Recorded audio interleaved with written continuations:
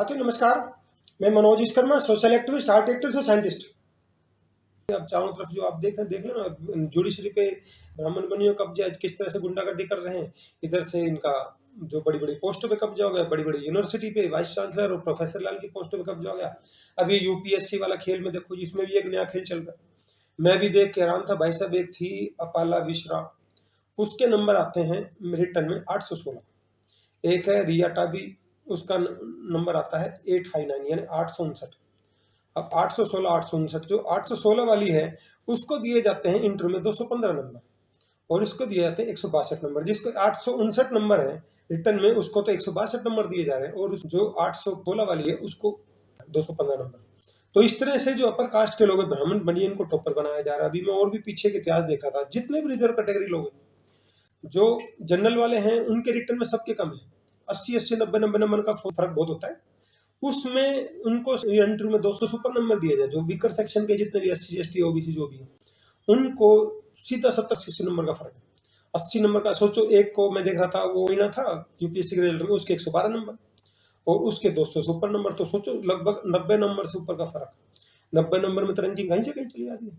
तो ये ओबीसी वाले तो समझे नहीं अभी, ये कि SC वाले शुक्र है इसका विरोध तो करने लगे कि ब्राह्मण मुनियों की पोल तो खुल रही है, इन्होंने धार्मिक संस्थाओं पे कब्जा कर लिया, मंदिरों पे कब्जा कर लिया, मठों पे कब्जा कर लिया, चढ़ावा आता रहे, वहां पर इनका 100% रिजर्वेशन, वहां नहीं बोलेंगे।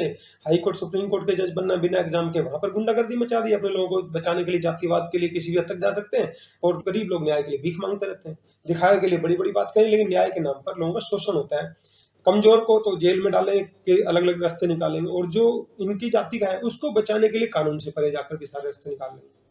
तो इसीलिए कहते हैं, अंग्रेजों ने कलकत्ता हाई जो कोर्ट था पहले, उस समय ब्राह्मणों को जज बनाने से इसीलिए मना किया था। वो ये कहते थे इनमें जातिवाद का करैक्टर बहुत ज्यादा होता है, ये न्यायिक चरित्र नहीं होता, ये लोगों को न्याय नहीं दे सकते। तो कॉलेजियम के सिस्टम पे सुनने को तैयार ही नहीं, तो कब्जा कर लिया है। तो भाई साहब लड़ाई तो लड़नी पड़ेगी और कुर्बानी जाएगी। ओबीसी वाले तो अभी कुछ बोल ही नहीं पा रहे हैं, SC ST वाले थोड़ा सा बोलने लगे। तो सोचो, ये IAS IPS बड़ी पोस्टों पे, फिर इनके लोग IAS बनेंगे, फिर DC बनेंगे, DC के बाद बड़ी पोस्टों बनेंगे, पुलिस बनाएंगे, वो बनाएंगे, और आपके हमारे जैसे लोग PN की नौकरी करेंगे। प्राइवेट सेक्टर में एक आध काबिल बच्चा चला गया, लेकिन रिमोट इनके हाथ में रहेगा। तो रिमोट हाथ में रहेगा तो भैया ना तो सत्ता तक जाओगे आप, सत्ता आपके हाथ में नहीं, ना पावर हाथ में, ना पैसा हाथ में, बिजनेस आपको करना है नहीं, तो भाई साहब उभरेंगी कैसे पीढ़ियां। तो वीकर सेक्शन के लोगों को समझना पड़ेगा कि जहां जहां इनकी ताकत बढ़ रही है, उनकी ताकत पे वार कैसे किया जाए। वो वार ऐसे ही हो सकता है कि भाई ब्राह्मणों को चढ़ावा देना बंद करो।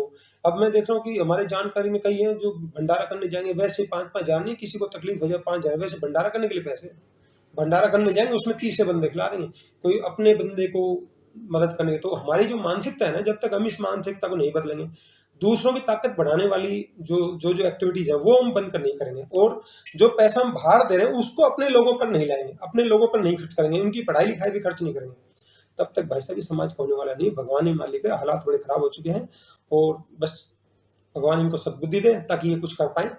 तो समाज के लोगों को ये समझना पड़ेगा कि RSS जैसी दोगले चरित्र वाली और कितनी खतरनाक षड्यंत्रकारी संस्था है, इनके लोगों से बचें। इनके लोगों से एजुकेशनल इंस्टीट्यूट्स और धार्मिक जितनी भी संस्थाएं, सोशल संस्थाएं, उनको बचाना पड़ेगा। ये सामाजिक एक्टिविटी का ड्रामा करके ये आपके समाज पर कब्जा करना चाहते हैं, इसलिए एजुकेशनल इंस्टीट्यूट्स पे कब्जा करते हैं। जैसे पंजाब यूनिवर्सिटी में, चंडीगढ़ में कब्जा करने की तैयारी थी, सरदारों ने उनको भाव नहीं दिया, इनके पैर नहीं जमने दिए।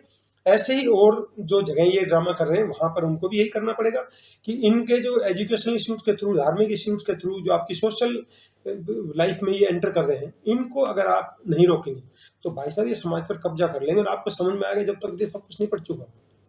तो समाज के लोगों से निवेदन है कि भाई साहब इनकी एक्टिविटी से अपने आप को बचा के रखें, नहीं तो तुम्हारे को बर्बाद कर देंगे। जैसे इन्होंने बड़े बड़े जो सहयोगी दल थे उनको निपटाया, वैसे ही आप लोगों का भी नंबर लाने वाले।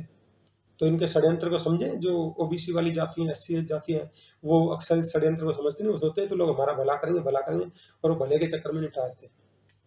तो समाज के लोग इस चीज को समझेंगे तो ही वीकर सेक्शन की खुशहाली संभव है। अदरवाइज भाई साहब इन्होंने तो अपना जाल पूरा बिछा दिया है, और आप फंसने के लिए तैयार बैठे हैं। जो लोग हमारे जैसे कुछ समझ गए हैं, वो थोड़ा सा जागरूकता फैलाने की कोशिश कर रहे हैं। तो हम सोचते हैं कि चलो वीडियो में हमें लाख व्यूज ना, कोई दिक्कत नहीं, लेकिन हमने कुछ 10-5 लोगों को भी अगर ये बात समझाने में सफल हो गए तो हम समझते हमारा प्रयास सफल हो गया। और क्रांति ऐसे थोड़ा थी, चिंगारी थोड़ी थोड़ी होते होते वो एक दिन क्रांति बनती है। तो इस वीडियो के माध्यम से हमारा जो उद्देश्य यही है कि हम लोगों को जागरूक करते रहें, ताकि वे इस दलदल का शिकार ना बने, षड्यंत्र का शिकार ना बने। लोगों को आज नहीं समझ में, कल आएगी, कल नहीं तो परसों आएगी। तो साथियों, इस वीडियो के माध्यम से मैंने आपको एक गहरे मुद्दे पर अपने विचार समझाने का प्रयास किया। मुझे विश्वास है जानकारी बहुत सारे लोगों की मदद करेगी। साथियों, आपको हमारा वीडियो अच्छा लगता है, इसको लाइक करें, कमेंट करें, सब्सक्राइब करें। आपको हमारे वीडियो में कभी कमी लगती है, इंप्रूवमेंट लगता है, सजेशन लगता है, आप हमें कमेंट सेक्शन में जाकर जरूर बताएं, ताकि भविष्य में हम जो भी जानकारी लेकर आपको बेहतर से बेहतर जानकारी दे सकें। धन्यवाद, जय हिंद।